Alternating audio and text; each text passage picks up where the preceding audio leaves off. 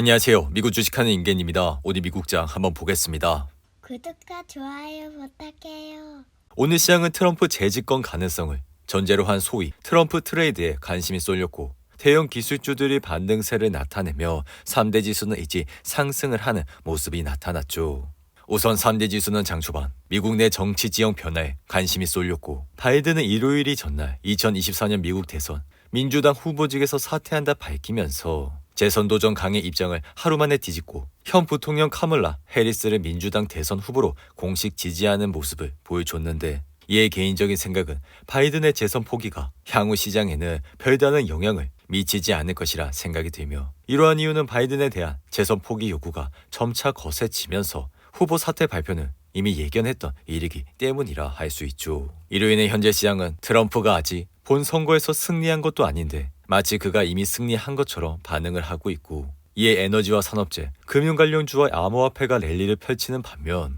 태양광을 비롯한 대체 에너지 관련주는 자초위기에 몰리는 모습을 보여주고 있습니다. 한편 시장은 연준이 다가오는 9월 FOMC에서 기준금리를 인하할 것을 기정사실로 받아들이고 있고 이 같은 분위기 속에 투자자들은 최근 한동안 지난 상반기 랠리를 주도한 대형 기술주들을 팔아치우고 금리 인하 혜택이 클 것으로 예상되는 중소형주와 산업재 관련주로 이동하는 흐름을 보였는데 그러나 이날은 대형 기술주가 모두 상승을 하는 모습을 보였고 이날의 주인공이 인공지능 대장 엔비디아는 대중 반도체 수출 통제 규정에 부합하는 중국 시장 맞춤형 신규 인공지능 반도체를 개발 중이라 밝히면서 주가는 4.7%나 상승해 123달러로 마감을 하는 모습을 보여줬죠. 이와 함께 엔비디아는 중국 서버 제조사 인스퍼와 손을 잡고 B20으로 불리는 신규 반도체를 개발 중이라 밝혔는데 B20은 엔비디아가 지난 3월 공개한 최신형 AI 반도체인 블랙의 시리즈의 일환이 될 것이라 생각이 들며 블랙의 기반 AI 칩인 B200의 경우 이전 세대인 H100 대비 출원 성능은 30배 이상, 반면 비용과 에너지 소비는 25분의 1까지 낮췄다 할 수 있죠. 이에 앞서 미국은 2022년 중국의 기술 발전을 우려해 대중 반도체 수출 통지 발표를 했고 이에 엔비디아의 H100과 업그레이드 버전 H100의 대중 수출이 바뀌자 엔비디아는 성능을 낮춘 중국 수출용 A800과 H100을 출시했지만 미 정부는 지난해 10월 두 제품의 대중 수출마저 통제를 하는 모습을 보여줬습니다. 이에 엔비디아의 주가는 지난 6월 20일 135달러를 찍은 이후 지속적인 하락세를 거쳐 22 이동 평균선인 118달러까지 내려왔지만 이내 반등을 하면서 다시 한번 전고점을 돌파하는 모습까지 보여줬는데 하지만 그 이후 주가는 내리꽂으면서 지난 7월 17일 장중 한때 52 이동 평균선을 찍는 모습까지 보여줬죠. 이에 엔비디아발 AI 거품이 꺼질 것이라는 우려는 지난해부터 이어졌지만 주가는 올해 들어 큰 폭의 상승폭을 보여줬는데 이에 따라 미국 증시가 역사에서 엔비디아처럼 단기간에 시총이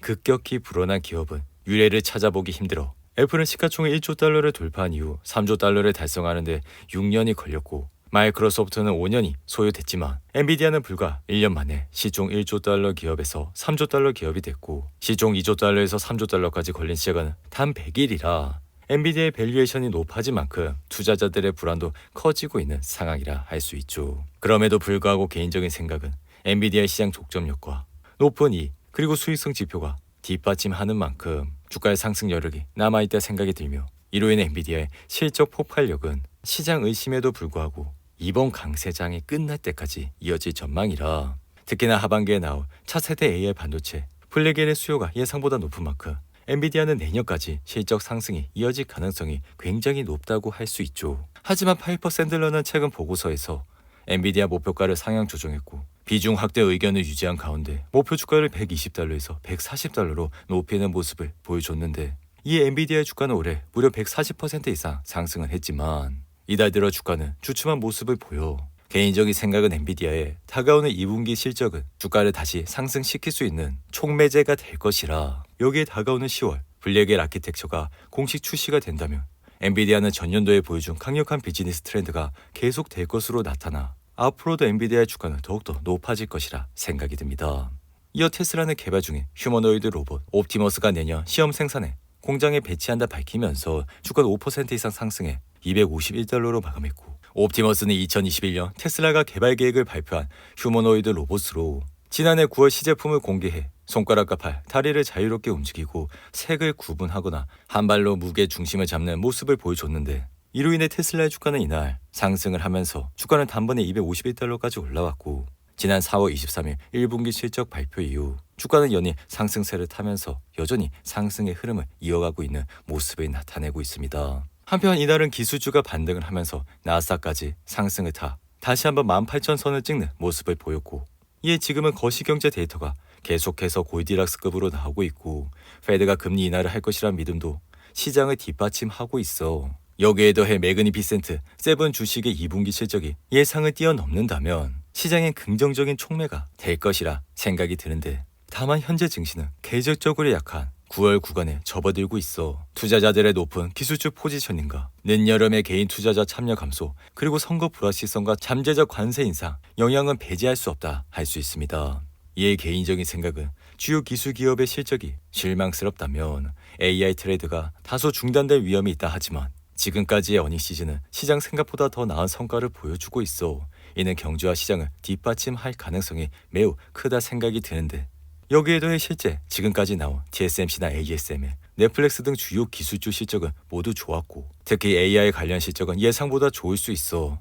TSMC는 공급과 수요 균형을 맞추려고 노력을 하고 있지만 현재는 수요가 너무 많아 2025년 그리고 2026년까지 공급 부족이 완화되기를 간절히 바라고 있다 밝히는 모습을 보여줬죠. 이어 애플의 주가는 이날 장중 상승세를 타는 모습을 나타냈지만 끝내 0.16% 하락해 223달러로 마감했고, 지난 7월 15일 장중 237달러를 찍은 애플은 이후 하락세를 보여 현재는 20일 이동평균선 코앞에서 움직이는 모습을 보여주고 있죠. 하지만 개인적인 생각은 애플은 AI 모멘텀을 바탕으로 아이폰 교체 수요가 급증할 것이라 앞으로도 주가는 좋은 흐름세를 이어갈 것이라 생각이 들며, 이에 투자기관 루프캐피탈 역시 애플의 목표 주가를 기존 170달러에서 300달러로 상향 조정하는 모습을 보여줬죠. 이어 시가총액 2위 기업 마이크로소프트는 이날 1.33% 상승해 442달러로 마감했고, 마소는 지난 7월 5일 468달러를 찍은 이후 지속적인 하락세를 거치면서 지난주에는 50일 이동평균선 아래까지 내려와 주가는 437달러까지 내려왔는데,